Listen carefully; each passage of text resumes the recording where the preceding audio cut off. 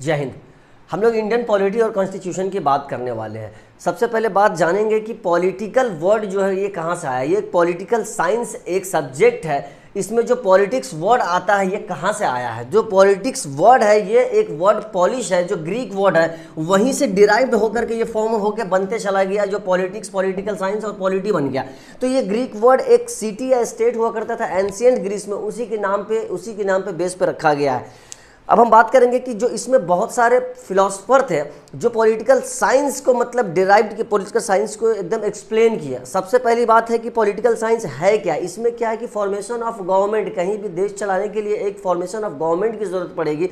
इन चीज़ों को लेकर के जो है ना पॉलिटी सारा चीज़ क्लियर करता है। अब बात करेंगे कि फादर ऑफ पॉलिटिकल थिंकर या पॉलिटिकल साइंस का फादर किनको कहा जाता है। तो वेस्ट की बात करेंगे तो उसमें अरिस्टोटल जी का नाम आता है।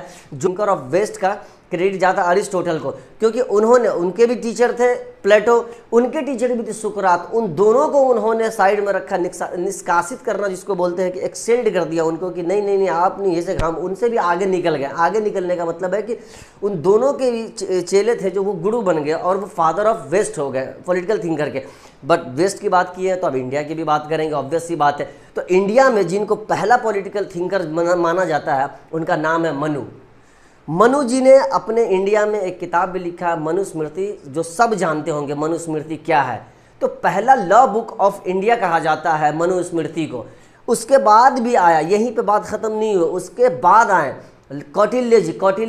चाणक्य जी का नाम सबने सुना। चाणक्य नीति जो है ना पढ़ा हो, भले सुना तो जरूर होगा, कहीं बातों बातों में भी निकल जाता है चाणक्य नीति अपना रहा है। कोई धूड़ बनता है, कोई तेज बनता है तो हम लोग कह देते हैं कि अरे चाणक्य नीति अपना रहा है। तो उसको चाणक्य जी का नाम आया। चाणक्य जी ने क्या किया, सब चीज़ों को, पॉलिटिक्स का जितना चीज़ें था, कंटेंट था, सबको उन्होंने लिया, पढ़ा, मंथन किया।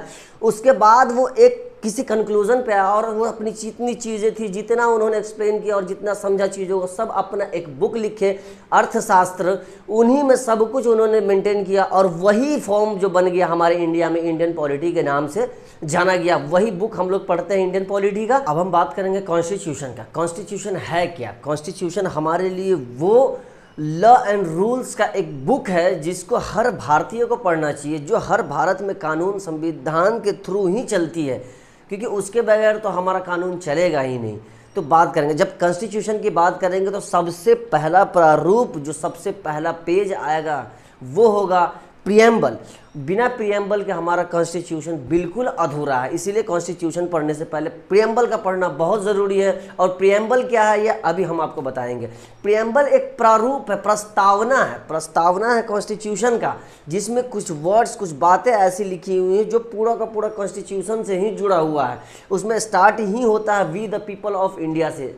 इसका मतलब है कि हम पूरे भारतवासी की बात कर रहे हैं, जितने भी इंडियंस हैं सारे उस पर इनैक्ट और लॉ और रेगुलेशन बुक है, जो जिन पे सारे कानून और नियम है जो उन पे लागू होता है। तो बात करेंगे हम लोग प्रियम्बल ऑफ इंडिया की। प्रियम्बल ऑफ इंडिया स्टार्ट ही होता है word we the people of India से। मतलब ही हो गया इसका कि हमारा पूरा इंडिया की बात हो गई, यहाँ पे वर्ड इंडिया की बात हो गई। तो इसमें कुछ है, हमको लगता है, मुझे लगता है कि प्रियम्बल सब ने पढ़ा होगा, नहीं भी पढ़ा होगा तो आप लोग पढ़ना, वहीं से स्टार्ट होगा। और उसमें बहुत सारे कीवर्ड है जो आपको जानना बहुत ज़रूरी है। उसका मतलब क्या है, उसमें कुछ वर्ड है जिनका, प्रियम्बल का ऑब्जेक्टिव्स क्या है, नेचर क्या है। पहला वर्ड है सॉवरेन, सॉवरेनिटी। दूसरा socialist, secular, democratic, Republic, justice, liberty, equality and fraternity. Fraternity, ये सब कुछ के बारे में अभी हम जानेंगे। तो सबसे पहले वर्ड आता है कि सोवरेनिटी क्या है।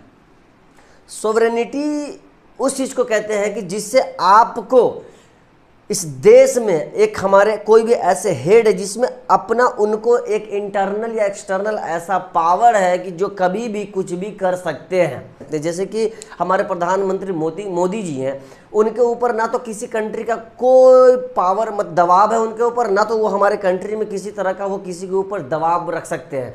लेकिन हाँ, किसी तरह का अगर फैसला लेना हो तो वो इतना इंडिपेंडेंट है कि कोई भी ऐसा फैसला ले सकते हैं। जैसे कि आपने देखा होगा, आई थिंक 16 नवंबर को नोटबंदी हुआ था। नोटबंदी का फैसला उन्होंने लिया और सारे देश को मानना पड़ा। वो ये सोवरेनिटी कहते हैं कि उनको इतना पावर दिया जाता है जहां वो अपने चीज़ों का इंडिपेंडेंटली इस्तेमाल कर सकते हैं, अपने पावर का, अपनी चीज़ों का, ठीक। तो उसी को बोलते हैं सोवरेनिटी, जो हमारे कंट्री के पास है। तो इंडिया को एक सॉवरेन कंट्री कहा जाता है। अब दूसरी बात करेंगे सोशलिस्ट की। सोशलिस्ट की बात करेंगे हम, तो इसमें ऐसा चीज़ है कि इंडिया के लिए जितने नागरिक हैं इसमें सब एक बराबर है। इंडिया के लिए, भारत माता के लिए सारे बराबर है, किसी में कोई भेदभाव नहीं है। तो इसमें नेशनलिज्म की बात करेंगे, यहाँ पे राइज ऑफ नेशनलाइजेशन की बात करेंगे। कोई भी ऐसी चीज़ हो जिसका एक सोशल तौर पे यूज़ हो, प्राइवेसी खत्म, जैसे कि कोई भी प्रोडक्शन किसी चीज़ का हो या डिस्ट्रीब्यूशन है, उसमें कोई भी चीज़ एक पर्सनैलिटी नहीं होना चाहिए, किसी के साथ भेदभाव की बातें नहीं होनी चाहिए।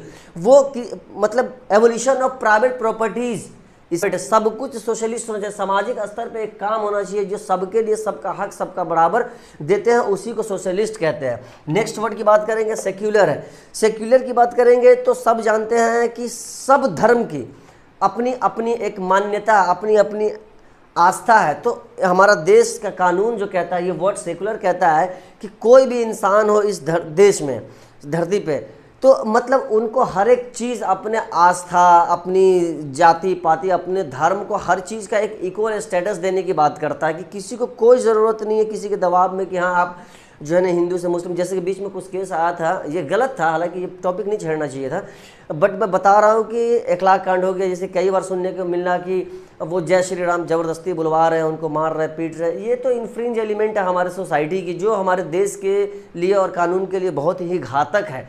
बट ऐसा नहीं होना चाहिए। वही चीज़ को क्लियर करता है कि सेक्युलर की उसकी जैसी मर्जी है, जिस भगवान में, जिस धर्म में आस्था रखने की बात हो वो अपना कर सकते हैं, एकदम फ्री है, किसी के प्रेशर में कुछ नहीं कर सकते हैं, उसी को कहते हैं सेक्युलरिज्म। अब बात करेंगे डेमोक्रेटिक की। डेमोक्रेटिक की बात करेंगे तो सबसे बड़ी बात होती है कि इसमें वी द पीपल जो स्टार्ट हुआ था पहले ही, जो वर्ड प्रियम्बल का, तो वो ज़रूरत यहाँ पड़ेगी, क्योंकि ये डेमोक्रेसी का मतलब ही है कि एक गवर्नमेंट, लोकतंत्र जिसको बोलते हैं, उसमें गवर्नमेंट की बात करेंगे, जहां गवर्नमेंट क्या करता है, सबको एक तरह का पावर देता है। डेमोक्रेसी पब्लिक से ही बना है, हम वी द पीपल से ही बना है, वी द पीपल से बना है, जो कि पब्लिक ही पावर में है, और वही जो चाहेगा, जिस सरकार को चाहे जैसे रख सकता है और वो अपनी पावर की सुप्रीमेसी जैसे चला सकते हैं, उसी को डेमोक्रेटिक कहते हैं। जहां सबको अपनी अपनी आज़ादी है, कुछ भी करने की, कुछ भी बोलने की फ्रीडम है, उसी को डेमोक्रेटिक कहते हैं, लोकतांत्रिक जो है कहते हैं।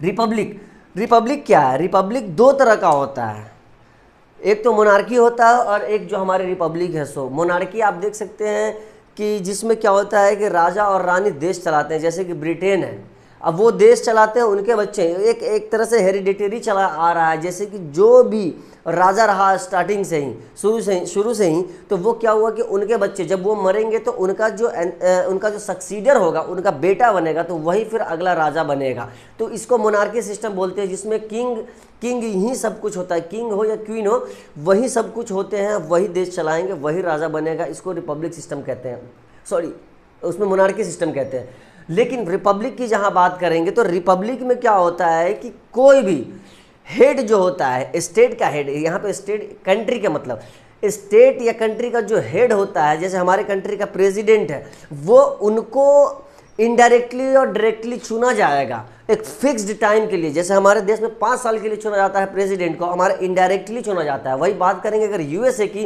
तो यूएसए में डायरेक्टली चुना जाता है। डायरेक्टली मतलब कि वहाँ इलेक्शन के थ्रू चुना जाता है फॉर अ फिक्स्ड पीरियड। तो यही होता है कि रिपब्लिक में, रिपब्लिक का हो गया और मोनार्की हो गया। इसमें दो तरह का था, दो समझे, एक राजा रानी वाला था मोनार्की सिस्टम जिसको बोलते हैं, एक रिपब्लिक जहां हम डायरेक्टली और इनडायरेक्टली अपने प्रतिनिधि कहिए या हेड ऑफ स्टेट कहिए, जिनको चुनते हैं हम, ठीक। अब बात करेंगे जस्टिस की, बात करेंगे। जस्टिस एक ऐसा वर्ड है जो हमारे देश में सबों के लिए बहुत ही बेनिफिशियल है। बेनिफिशियल इस मायने में कि हर तरह के, और जस्टिस से सिंपल ऐसी जस्टिस की बात नहीं कर रहे हैं, इसमें सोशल जस्टिस की बात करेंगे, इकोनॉमिकल जस्टिस की बात करेंगे और पॉलिटिकल जस्टिस की बात करेंगे। तो इसमें क्या होगा कि 3 तरह की जस्टिस है, सबके लिए एक समान कानून है, सबको एक तरह से जस्टिस मिलना चाहिए। तो सोशल में क्या होगा कि इंसान के साथ कोई भी भेदभाव नहीं किया जाएगा, चाहे उनके जाति के तौर पे, चाहे उसके रंग के तौर पे, चाहे उनके क्रीड, कास्ट, जेंडर, इन सब में कोई नहीं किया जाएगा, उसमें कोई भेदभाव नहीं किया जाएगा। जैसे कि आप देखते हैं कभी कभी देखिएगा कि हमारे समाज में क्या होता है कि जो दिहाड़ी वाले जो वर्कर, जो लेबर, मजदूर जिसको कहा जाता है, कि हम लोग इनइक्वालिटी करते हैं। इनइक्वालिटी कैसे करते हैं? जैसे कि मेल लेबर होंगे उसको जो है ना कि 400-500 की दिहाड़ी मिलेगी, और जो फीमेल लेबर होती हैं उनको 350-300 ऐसे डिस्क्रिमिनेट किया जाता है। तो सोशल जस्टिस की बात करेंगे तो ये वही कहता है कि हमारे देश में कोई भी ऐसा इनजस्टिस नहीं होगा किसी के साथ। ये उसी सोशल जस्टिस की बात कि सबका सम्मान, अधिकार सब बराबर है, कोई किसी से कम नहीं है। जितना अधिकार एक दूसरे इंसान को देता है हमारा देश या हमारा कानून, उतना ही सबों को मिलता है। इकोनॉमिकल, जैसे किसी के भी धन के आधार पे, वेल्थ के आधार पे उनके साथ कोई भी भेदभाव नहीं किया जाएगा कि नहीं कोई बड़ा है तो वो एक अलग है, वो छोटे है, गरीब तबके के हैं तो उनके साथ वो भेदभाव करेगा। नहीं, ये नहीं कहता है। हमारा जो कानून कहता है कि नहीं, सबके लिए इक्वालिटी। भारत माता हमारी जो है ना, देश में रहने वाले जितने हैं सबको एक समान कानून देता है, चाहे अमीर हो चाहे गरीब हो, उससे कोई मतलब नहीं। सब भारत माँ के संतान है और एक दूसरे के जो है ना सब बराबर से रहने का हक है। ठीक, अब बात करेंगे पॉलिटिकल में क्या है कि इसमें भी जैसे कि एक इंसान, कोई भी इंडिविजुअल है, उसको अपना फ्री एंड फेयर इलेक्शन जो कहते हैं, उसमें पॉलिटिक्स जो होता है उसमें आराम से उनको करने का कुछ भी अधिकार है। जो चीज़ वो चाहे कर सकते हैं, उनके साथ कोई भी भेदभाव नहीं किया जाएगा। सबको एक समान नियम, एक समान ही अधिकार है कि वो चीज़ें अपना पॉलिटिकल में फ्री फेयर जो भाग लेना चाहते हैं। सब इम्पोर्टेंट है कि अगर पॉलिटिक्स में अगर भाग लेना चाहते हैं तो वो एकदम फ्री हैं, उनके साथ कोई भी ऐसा रोकथाम नहीं होना चाहिए कि हाँ वो पॉलिटिक्स में नहीं जाएगा, कि छोटे तबके के लोग पॉलिटिक्स में नहीं आएंगे, बड़े बड़े लोग ही सिर्फ पॉलिटिक्स में आ सकते हैं। ऐसा कुछ नहीं है, सबके साथ एक समान जस्टिस की बात कर रहा है। तो ये था हमारा वर्ड जस्टिस। अब लिबर्टी की बात करेंगे। लिबर्टी की बात करेंगे तो ये फ्रीडम की बात करता है। लिबर्टी अपने आप में एक वर्ड है कि फ्रीडम की बात करता है, जहाँ आपको आज़ादी मिलता है, फ्री स्पीच की, फ्री लिविंग, मतलब जितनी भी चीज़ आपको, हर एक चीज़ की जो फंडामेंटल राइट के थ्रू आपको एक आज़ादी दी जाती है, जहां आप अपने दायरे में। लेकिन ये चीज़ भी याद रखना है कि आपको इतनी भी लिबर्टी नहीं कि किसी आप दूसरे को दुख दे करके अपनी फ्रीडम को एक्सप्रेस कर रहे हैं। नहीं, आपको अपने दायरे में रह के, कहीं ना कहीं एक सीमित दायरा है, वहीं तक जितना अधिकार आपका जो कानून कहती है तब तक ही आप अपना कोई भी चीज़ की आज़ादी कर सकते हैं। जब किसी के नुकसान हो, जब किसी की चीज़ों में गड़बड़ाहट करने स्टार्ट कर दे तो वो आपकी फ्रीडम नहीं, वहाँ आपकी लिबर्टी ख़त्म हो। लिबर्टी का उतना ही है जितना जो सबके लिए समान है। कोई ये नहीं कि आपके लिए ज़्यादा है, किसी के लिए कम है, सबके एक समान आज़ादी है बिना किसी को दुख पहुंचाए हुए। इक्वालिटी की बात करेंगे तो इक्वालिटी सिंपल सी बात है। इक्वल की बात करेंगे तो सबको एक होने की बात करेंगे। इनइक्वालिटी बिफोर लॉ जो कहते हैं, इक्वालिटी बिफोर लॉ, कानून के नज़र में सब बराबर, किसी तरह का कोई भेदभाव नहीं। वही कि ना तो जेंडर के बेस पे, ना तो कास्ट के बेस पे, ना तो क्रीड, ना तो रंग, कलर, ये सब किसी चीज़ के बेस पर कोई भी भेदभाव किसी के साथ नहीं होना चाहिए। अब फ्रेटर्निटी इज इक्वल टू ही ब्रदरहुड भाईचारे की बात कर रहे हैं। यहाँ पे जो भाईचारे की बात हो रही है, अगेंस्ट नेशन की बात हो रही है, ये हमारे नेशन के प्रति बात हो रही है कि इसमें क्या है कि जो फ्रेटर्निटी है वो हमारे भारत माँ के जितने लाल हैं इस धरती पे, सबके बीच में एक भाईचारा होना चाहिए जो देश की किसी भी ऐसे इंसान की डिग्निटी का ठेस नहीं पहुंचे। इंसान का जो मान सम्मान होता है उसके साथ इंडिविजुअल और देश का सम्मान करना, देश की रक्षा, एकता और देश सर्वोपरि होना चाहिए। वहाँ इस बात को कहा जाता है कि इतना भाईचारा, कोई आपस में मतभेद नहीं होनी चाहिए, किसी तरह का लड़ाई नहीं करेंगे, कोई फूट नहीं होना चाहिए। तो भारत माँ के लिए बच्चे सब एक है और सब में भाईचारा होना चाहिए। ये फ्रेटर्निटी उसकी बात कर रहा है। ओके, सिग्निफिकेंस ऑफ प्रीएम्बल क्या है कि इसमें सिग्निफिकेंस ये बताता है कि ऑब्जेक्टिव क्या था और नेचर ऑफ द स्टेट क्या है। तो इस नेचर ऑफ द स्टेट जो है ना, ये चार वर्ड जो सॉवरेन, सेक्युलर, डेमोक्रेटिक, रिपब्लिक, ये नेचर ऑफ द स्टेट बताता है। और ऑब्जेक्टिव क्या है कि आइडियल्स ऑफ जस्टिस, इक्वालिटी और फ्रेटर्निटी, ये तीन वर्ड है जो ऑब्जेक्टिव ऑफ कॉन्स्टिट्यूशन को बताता है। उसके बाद हम बात करेंगे कि इनका सिग्निफिकेंस में जैसे बहुत सारे लोग हैं, बहुत जो कुछ कॉन्स्टिट्यूएंट मेंबर, असेंबली के मेंबर हैं, कुछ ड्राफ्टिंग कमेटी के मेंबर हैं, चीफ जस्टिस ऑफ इंडिया रहे हुए हैं हमारे हिदायतुल्लाह साहब, एम हिदायतुल्लाह, उन्होंने भी कहा। तो बहुत से लोग हैं जिन्होंने कहा, जैसे कि सबसे पहले कहा था कि एन ए पालखी वाला ने ये कहा था कि कॉन्स्टिट्यूशन प्रीएम्बल क्या है। प्रीएम्बल हमारे कॉन्स्टिट्यूशन का आइडेंटिटी कार्ड है, ये एक पहचान पत्र हमारे कॉन्स्टिट्यूशन के लिए। उसके बाद आए सर अलादी कृष्ण स्वामी अय्यर। इन्होंने कहा कि यार प्रियम्बल हमारे कॉन्स्टिट्यूशन का इतना इंपॉर्टेंट पार्ट है कि ये समझो कि एक तरह से सूल है, इट इज़ द सूल टू द कॉन्स्टिट्यूशन, आत्मा है, संविधान की हमारी आत्मा है। उसके बाद इन्होंने के एम मुंशी साहब ने कहा, जो ड्राफ्टिंग कमेटी के मेंबर थे, इन्होंने ये कहा कि ये तो पूरा जो है ना कुंडली है, horoscope of the constitution, preamble is the horoscope of the constitution. मतलब बताइए कितनी इसकी इंपॉर्टेंस है। उसके बाद हमारे पंडित ठाकुर दास भार्गव ने कहा, कॉन्स्टिट्यूट असेंबली के मेंबर थे, उन्होंने ये कहा कि प्रियम्बल जो है हमारे कॉन्स्टिट्यूशन में ये तो जेवल सेट है। जेवल सेट एक जैसे ना होता है जवाहरातों का सेट होता है, जो श्रृंगार वगैरह जब लड़कियाँ कहती है, उसी तरह श्रृंगारों का एकदम जेवल ऑफ द जेवल सेट और टू द कॉन्स्टिट्यूशन है ये प्रियम्बल। और उसके बाद भी उन्होंने ये भी कहा कि एक यार्ड स्टिक है प्रियम्बल, क्या है, it is a yardstick to measure the worth of the constitution. यार ये तो एक ऐसा माप छड़ी है जिससे आप जो संविधान की कीमत को आप नाप सकते हैं कि कितना पावरफुल, कितना इंपॉर्टेंस रखता है हमारे कॉन्स्टिट्यूशन के लिए। फिर उसके बाद बात करेंगे हिदायतुल्लाह साहब ने वही कहा कि ये जो है ना सूल ऑफ द कॉन्स्टिट्यूशन, और भी कुछ चीज़ कहा उन्होंने, बट मेनली फोकस यही था कि ये बहुत इंपॉर्टेंट। अब कॉन्फ्लिक्ट ये आता है, असल मुद्दा ये है कि इतना जो सब कुछ अब हम पढ़े हैं, इतना प्रियम्बल के बारे में सबने कहा कि ये पार्ट है, आइडेंटिटी है, सूल पार्ट है, जेवल सेट है, याद स्टिक है, पता नहीं क्या क्या। बट अब सबसे इम्पोर्टेंट क्वेश्चन ये आता है कि क्या प्रियम्बल पार्ट ऑफ कॉन्स्टिट्यूशन है कि नहीं, या इतना ऐसे ही हम लोग चल रहे हैं, बस प्रियम्बल पढ़ रहे हैं, इसका इंपॉर्टेंस दे रहे हैं। अब इसका पार्ट क्या क्या इंपॉर्टेंस इतना होने के बावजूद भी क्या हमारे संविधान का पार्ट है या नहीं है, तो ये जानते हैं। अब एक बेरूबेरी केस करके है, बेरूबेरी केस जो है ना इंडो पाकिस्तान एग्रीमेंट के टाइम में ये एक केस था जिसमें आठ जजों का एक बेंच बैठा था, जिसमें ये फैसला लिया गया था कि प्रियम्बल जो है हमारे कॉन्स्टिट्यूशन का पार्ट ही नहीं है। और ये अब देखिए वहाँ उन्होंने क्या कहा कि कॉन्स्टिट्यूशन का पार्ट ही नहीं है, but it plays a very important role, मतलब कि इसका बहुत इंपॉर्टेंट रोल है, प्रियम्बल का बहुत इंपॉर्टेंट रोल है हमारे कॉन्स्टिट्यूशन में, बट ये पार्ट नहीं हो सकता। फिर उसके बाद आया एक केस और आया, केशवानंद भारती केस। केशवानंद का सब लगता है जो पढ़ने वाली इंडियन पॉलिटी होगा सब ने नाम पढ़ा होगा। केशवानंद भारती केस आया, उसमें क्या हुआ कि 13 जजों का एक बेंच बैठा, 13 जजों का 13 जजों का एक बेंच बैठा, जिसमें ये फैसला लिया गया कि हाँ कॉन्स्टिट्यूशन हमारे प्रियम्बल हमारे कॉन्स्टिट्यूशन का पार्ट होगा।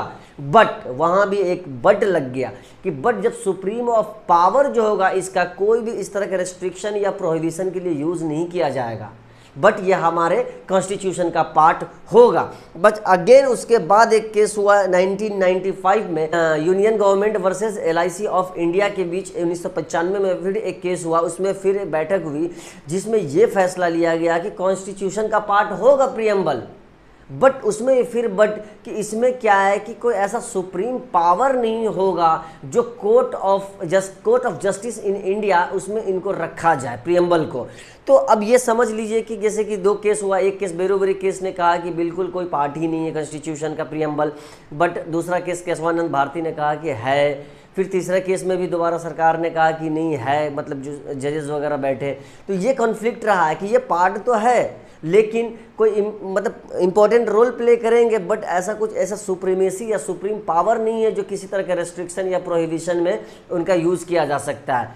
ये था हमारा प्रियम्बल। जय हिंद।